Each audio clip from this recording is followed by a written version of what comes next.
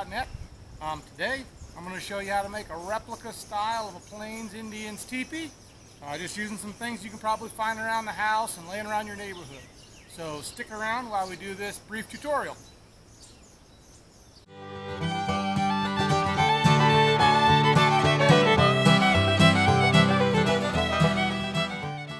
Alright, so before we get started, I just want to go ahead and show you some of the materials we're going to be working with today. This is the cover of the teepee. It's just made out of some scrap material I had lying around the house. And you could use an old bed sheet, you could use whatever you have lying around. Native American people would have used animal skins, they would have used canvas as time went on. If you can't get either of those, you can just use whatever you have lying around. Here's some string that I have, just bought it, just a natural cordage that I got down at the hardware store. I have some willow poles here I clipped down by the river. These could be dowels that you buy from the hardware store. They could be off trees that are in your neighborhood. Mine are around 26 to 30 inches long and about the thickness of your finger. And then finally I have just some little kebab sticks that are just a couple bucks down at the grocery store. And I'm going to use those to kind of patch things up and peg everything together right at the very end. So you don't need a whole lot for this. You'll need some scissors, you'll need a marker, and that is about it for this project. Pretty simple, which is the way that we like to keep it here on frontierlife.net. So next thing, I guess, is the dimensions of the teepee cover. Mine's already been cut out. So I will go ahead right now and put a still image up in the video showing the dimensions that you'll need to cut your teepee cover if you want yours to turn out the same size as mine. So I'll go ahead and do that right now.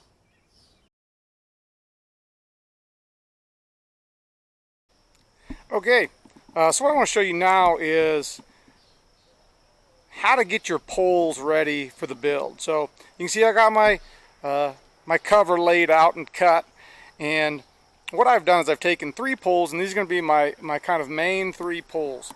I've evened 2 up here with the back at the top of the arc, and then what I've done is right there, right here where they cross that line, I've made little blue marks with a marker that I had, and that's just going to help me know where I got to bind those together.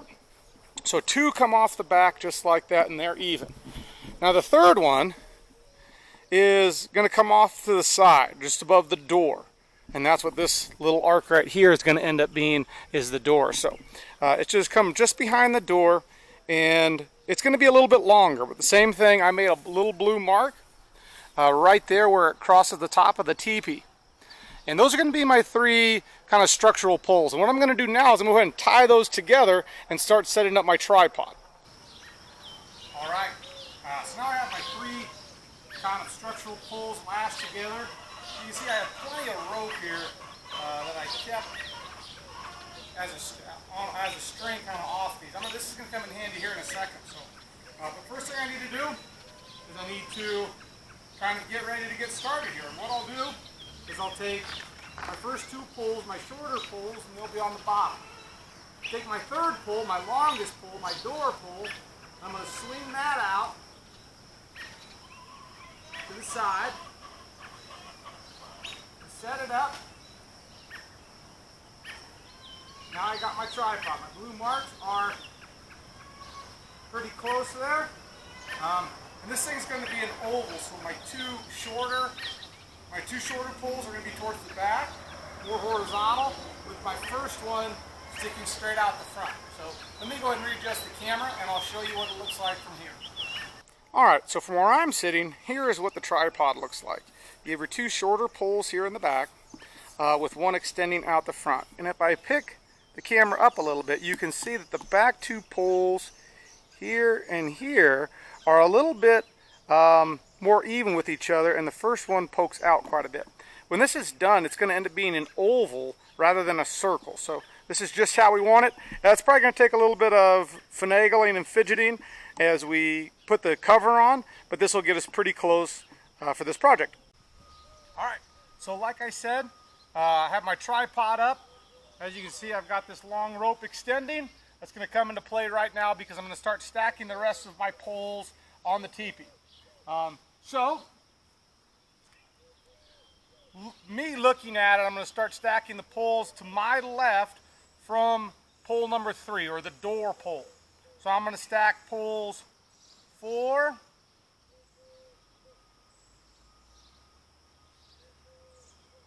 5, 6,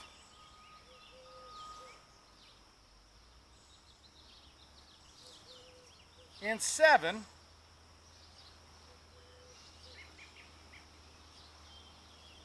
together. And like I say, it's probably going to take some adjusting, but I'm kind of following an arc here. I'll show you in a second. I'm kind of following an arc, an oval arc, from pole 3, pole 4, 5, 6, and 7. It's following kind of that oval shape. Now I'm going to come to my right of the door pole and put pole 8,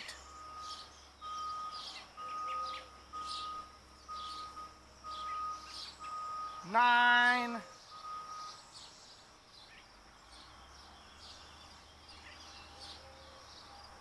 10,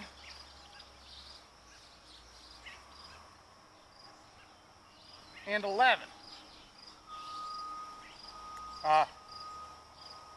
Once I'm done there, I'll come to the back. Poles 12,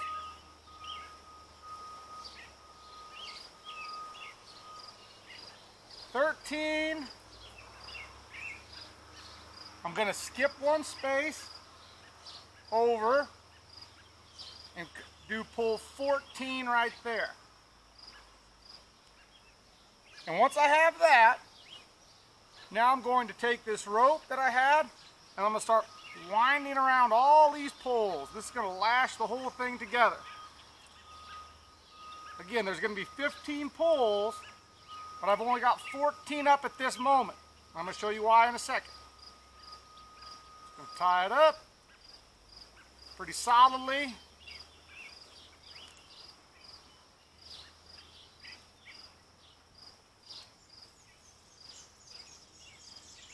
All right. And then this would actually extend down to a tie-off down here, but we're not going to really worry about that now. All right, so I'm going to pause the camera. I'm going to come back here and I'm going to show you what it looks like from my point of view. All right, so from my point of view, here is what it looks like from the back side. You can look out the front here. This right here, this one was my door pole. Well, you can't see it. This one is my door pole. And then I came right off there. You can see the angle that comes back there. I mirrored on the other side. And the angle on the back side is a little different than the angle comes out of the front. Again, it's going to be an oval, not a circle. You can see that the tops have formed a nice kind of pretty little spiral there, which is just how it should be. And yeah, I'll get ready to put the cover on here in a second. And I guess while we're talking about that, here's my cover. And you can see that I put pole 15 on the inside. I clipped it to length. And on the inside, I put pole 15. And then I tied it off right here in the center. I made a little cut. I have a little piece of fabric right there. And I tied it off to that. So that's going to help. It's going to be your lifting pole. It would help you if your TP was full size to actually lift the entire cover up onto the ground to the height it needs to be. So I will go ahead and put the camera back and then I will show you how you put the cover on. All right, so now what you do is you take your cover and you would take your last pole here, and it's going to be on the inside. Has a nice little nook there.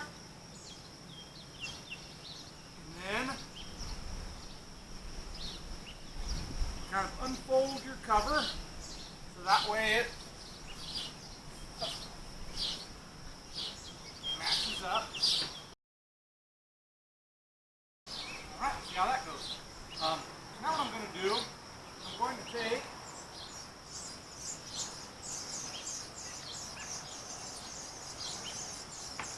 my front slap here, just above the door. And here's where my where my kebabs come in handy. I'm going to trim them off so I got a pointed end. Then what I'm going to do, I'm going to come in and I'm going to lay this cover over itself, above the door, beneath the smoke flaps. And I'm going to lace this together.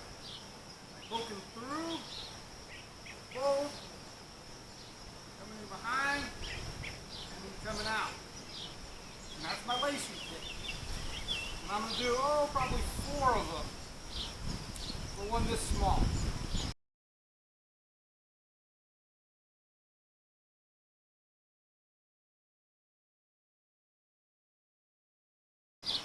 Alright, so this particular size, I'm going to have 4 lacing pins on top. I'm going to come around on the bottom, get it flat the way that I want it. I'm going to put 1 lacing pin through the bottom. And that's going to give me a pretty good idea of the shape of this teepee. Poking through both of them, and then coming up on the back side through both of them as well. Alright. So, I'll go ahead and get the camera, bring it over here so you can kind of see better what I've done, and yeah, we'll move on to the next step. Alright, so this is a pretty good look at what I got for the lacing pins. Once I put it on, again I put the first one at the top, put 4 all above the door, and then 1 at the bottom. Now you can see it still slouches pretty good. We're going to go ahead and see if we can't shore that up here in just a minute as we peg the bottom and yeah, see if we can't kind of get that looking a little bit nicer. I'm sure we will. One thing I forgot to show you is on top of my smoke flaps here, I sewed on little pockets. And that's going to come to play here in just a second. I actually didn't sew them, I hot glued them. Didn't sew, this material wasn't real good for sewing. So I just hot glued them together, and like I say, there's just a little pocket in there that I could slip my finger, and like that.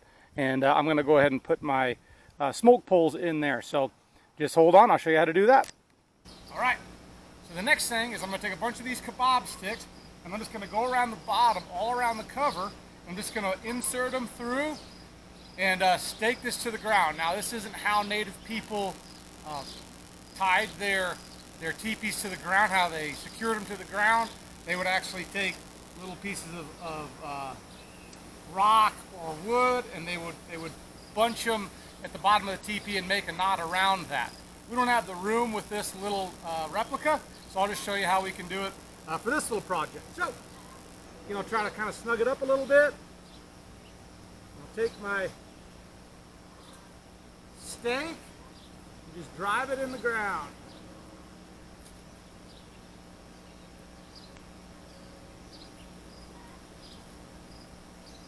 A couple along the front here. Come over this side.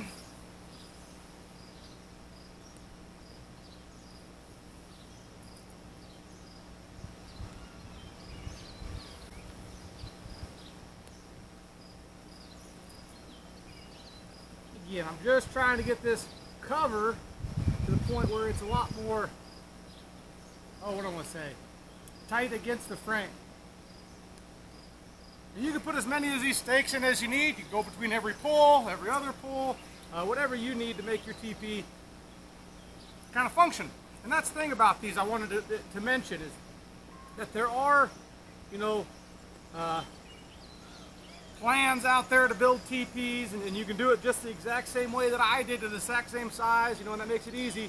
But a lot of this can be just problem solving and figuring out how long you need it and where you need your poles and things of that nature. So it's not always just kind of cut and dry, and a lot of it can be problem solving, which is a great part of all this living history, is figuring out how people in the past did things. And you'll find out that oftentimes they did things kind of uniquely and individually. So they didn't have everything on kind of cut out designs like we have. So now that I have all my stakes in place, let's go ahead. I'm going to take my scissors here, and I'm just going to knock them down a little bit.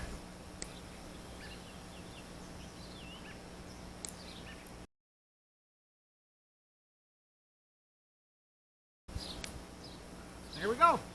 All right, I'll stop the camera and I will come up here and kind of give you a close-up so you can kind of see what happened there.